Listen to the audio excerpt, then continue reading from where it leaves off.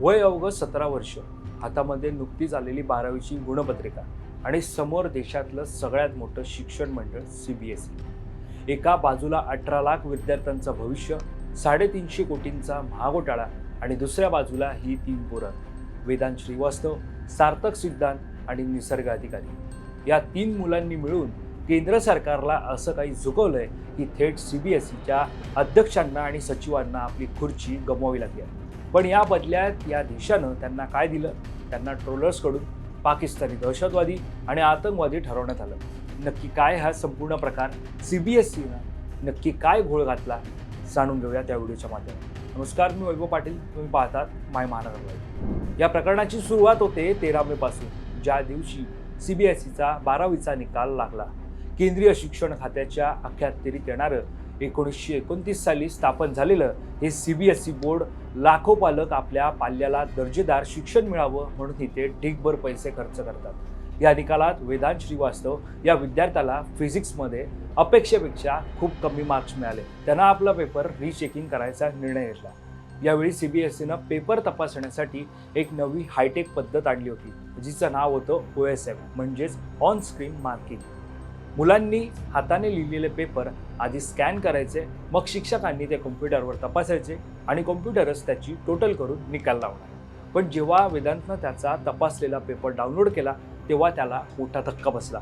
त्या पेपरमधील काही पानं त्याची नव्हतीच, त्यावरचं हस्ताक्षर त्याचं नव्हतंच। विचार करा, दुसऱ्या कोणाची तरी पानं वेदांतच्या पेपरला जुळली गेली होती। वेदांतनं तक्रार केली, पण सुरुवातीला CBSEनं नेहमीप्रमाणे आपली चूक मान्य करायला नकार दिला। शेवटी वेदांतनं हे सगळं प्रकरण सोशल मीडियावर आणलं आणि पुरावे पाहून CBSEला जाहीरपणे वेदांतची माफी मागावी लागली। वेदांतच्या या प्रकरणाने सिस्टीम हादरली आणि इथून एंट्री झाली दुसऱ्या मुलाची, ज्याचं नाव होतं सार्थक सिद्धांत। सार्थक फक्त गप्प बसला नाही, तो या नव्या सिस्टीमच्या थेट मुळाशी गेला। सार्थकच्या संशोधनातून जो खुलासा झाला तो थक्क करणार होता।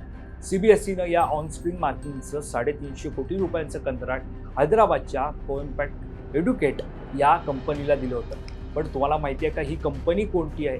2019 मध्ये तेलंगणामध्ये याच कंपनीनं ग्लोबेरेना या नावानं परीक्षांमध्ये असाच प्रचंड घोळ घातला होता, ज्या घोळामुळे अनेक निष्पाप विद्यार्थ्यांना आपले प्राण गमवावे लागले होते। त्यांनी आत्महत्या केल्या होत्या। नाव बदललं पण हेतू आणि स्वरूप तेच।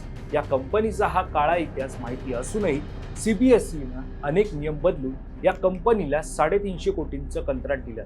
धक्कादायक बाब म्हणजे अवघ्या 2 महिन्यात ही सिस्टीम तयार केली गेली, तिचं कोणतंही योग्य चाचणी झाली नाही आणि 18 लाख विद्यार्थ्यांची 12 वर्षांची मेहनत या सिस्टीमच्या हवाल्यावर सोडण्यात आली। सार्थकने हा संपूर्ण काळा चिट्टा सोशल मीडियावर मांडला।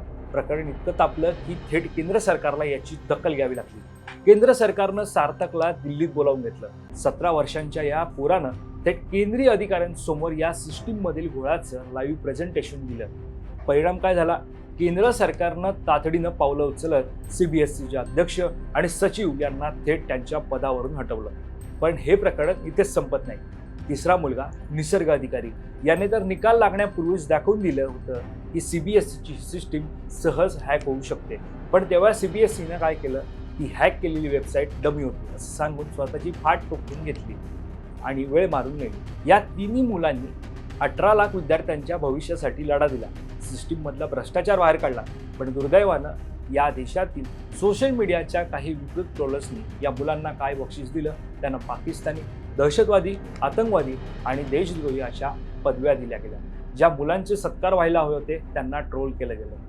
दुसऱ्या बाजूला CBSEनं हे सगळं आरोप खोटे आणि दिशाभूल करणारे आणि तथ्यांच्या पलीकडचे असल्याचं सांगत स्वतःचा बचाव करण्याचा प्रयत्न केला। पण जरी हे आरोप खोटे होते तर अध्यक्ष आणि सचिवांना पदावरून का हटवलं? रिचेकिंगची सिस्टीम का थांबवावी लागली? याचे उत्तर CBSEकडे नाही। तुम्हाला या संदर्भात काय वाटतं हे आम्हाला कमेंट करून नक्की कळवा। या संदर्भातली अधिकची माहिती जाणून घेण्यासाठी तुम्ही माय महानगर लाईव्हला सबस्क्राईब करायला विसरू नका। धन्यवाद।